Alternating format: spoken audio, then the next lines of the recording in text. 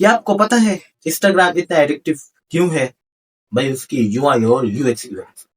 Basically UX logic है और UI magic. चलिए आज आपको बताऊंगा कि यूआई और यूएक्स के अंदर क्या डिफरेंस है और यूआई यूएक्स किसे कहते हैं। सबसे पहले आता है यूआई, जिसे कहते हैं यूजर इंटरफेस। अगर कोई भी बंदा ऐप खोलता है तो उसके कलर, बटन, एनिमेशन कैसे होंगे, उसे कहते हैं यूआई।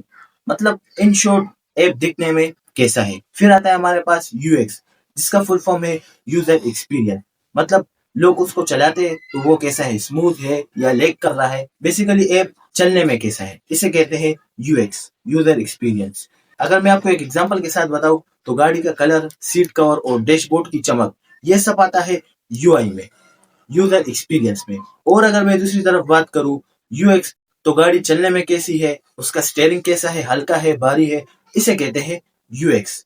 इन शॉर्ट अगर मैं आपको एक लाइन में समझाऊं तो यूआई चेहरा है और यूएक्स दिमाग। फॉलो फॉर मोर, आगे लोगो डिजाइन पे भी एक वीडियो आने वाली है।